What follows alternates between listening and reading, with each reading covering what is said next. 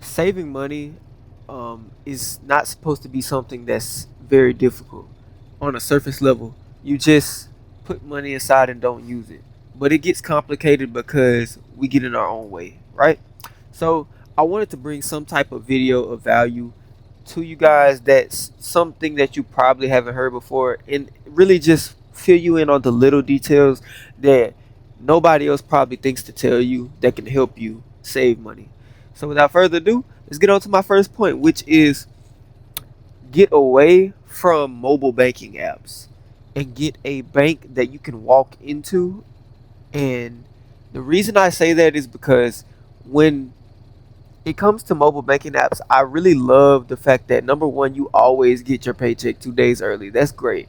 That's one of the reasons why mobile banking is attractive to most people. And I don't really have a personal pet peeve against mobile banking apps. It's just for saving purposes.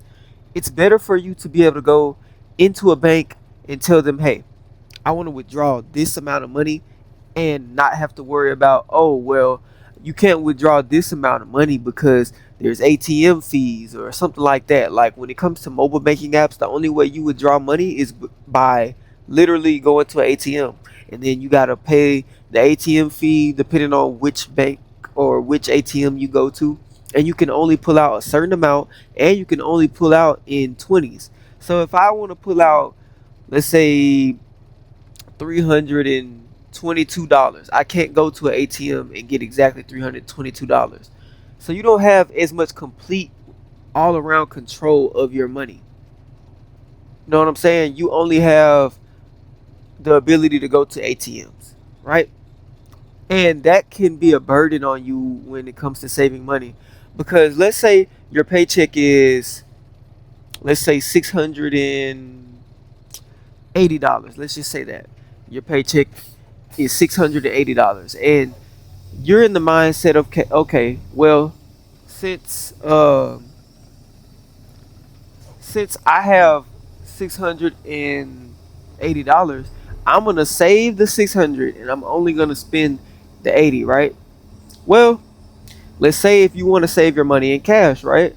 Now when you go to the ATM, after you use the ATM about twice, because most ATMs have a cap of about $300 per use. Now you didn't spend like what, six extra dollars, maybe $7, close to 10. Might as well say you just spent close to $10 in ATM fees. So now your withdrawal isn't exactly 600. It's like 593, right? $593. So now what that does is it makes you look at that $593 as a not whole, is not as a whole number, right? So instead of you having 600 and you're like in your mind, you're subconsciously telling yourself, okay, I have $600 saved. Now subconsciously in your mind, if you're not one of those type of people who track every penny of your spending, then most likely in your mind you're gonna be like, dang, I have $593. I can just use the $93 and go add that to the $80 that I originally got from my paycheck, and I'll just save 500 instead of actually saving the 600. Whereas if you could have went to an actual bank and pulled out an exact amount without adding any fees, then you would have got your exact $600 and saved it. Now, the average American doesn't even have $1,000 to cover an emergency, right?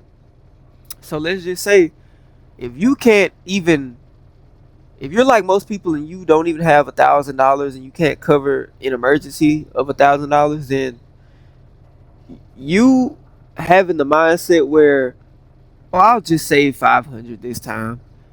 That adds up, and you're gonna carry that mindset on to the next paycheck, and then before you know it, you're missing out on hundreds of dollars that you could have saved simply by having a bank account that you can walk into instead of going to ATM, right?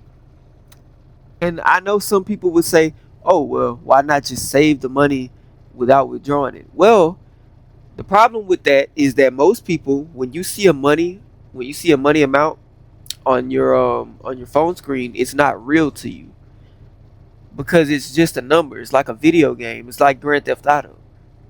And every time you look at it, you're just like, oh, well, I got more money. So it's like you're not gonna be as responsible of tracking it. But when it comes to saving cash, right? See, saving cash is a lot of the times more successful when it comes to actually saving the money because you're seeing the money, you're feeling the money. You have to pull the money out of your wallet and watch it leave your pocket when you spend it, and you have to manage the change that the cashier gives you at the register.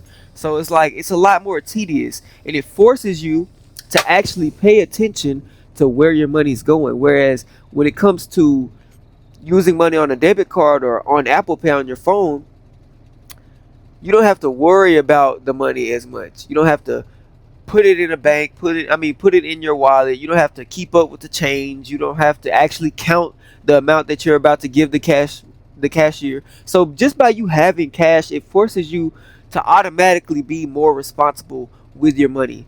So I will always recommend use cash when it comes to saving money if you can. You don't have to completely use cash to save money, but it helps because you're automatically gonna have to be more responsible with your money, right? So um that can kind of bleed into point number two. Oh my gosh, excuse me, I'm sick. That bleeds into point number two, right? Which I would say is stop spending impulsively. And this is a huge deal, right? Because when you save your money, right? If you let's say you save $2,000, right? You've never saved $2,000 before. So it's like in your mind now you're like, oh dang, now I got money. Mind you, like I said, the average person doesn't even have $1,000 saved. So simply by you having $2,000 in your bank account puts you above most Americans. And there's millions of people in America. So let that sink in. You're literally financially more successful than most of your country by having $2,000. That's crazy, right?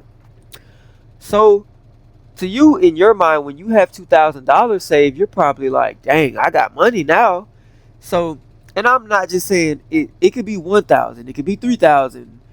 You know what I'm saying? I'm just saying when you get some money saved up, don't fall into the mindset of, oh, I got money now. Let me go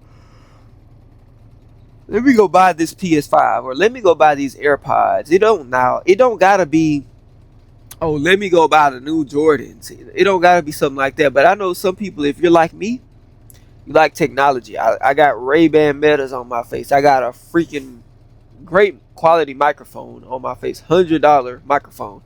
Um, and my iPhone is probably like $1,000. So all I'm saying is that you don't have to be the type of person that necessarily spends money on clothes. Um, but you might be the type of person who likes to spend money on electronics, and that can be just as, if not more, draining to your bank account than the person who goes spend money on weed or on drinks or on going to the club. Because electronics nowadays are not cheap at all. You can literally spend half a paycheck on one electronic. That is crazy. So don't fall into the trap, like I said, of thinking that you got the money now. Remember, stay disciplined. You are trying to reach a certain goal. You need to lock all the way in. And I heard somebody named Recent Cut. I watch Recent Cut. Shout out to Recent Cut. I watch him all the time. Earlier, I was watching his video. That boy said, we have turned the word locking in into an aesthetic online. Like, oh, I'm about to lock in. No, locking in is not an aesthetic. You don't care about excuse me. I'm gonna have to start that over, right? I did not mean to cough. Like I said, I'm sick. I watch somebody named Recent the Cut, right? I watch him all the time, and I was watching this video earlier today actually, and he said something that stood out to me. He said locking in has become something that we all say on social media. It's become such a popular aesthetic word or something like that. But locking in is not about aesthetics. It's not about sounding good. No, locking in is not about motivation. It's about straight discipline. Like when it comes to locking in and reach your goals, bro, like you really gotta be set in stone. Like if you say you gonna do something, you got to do it.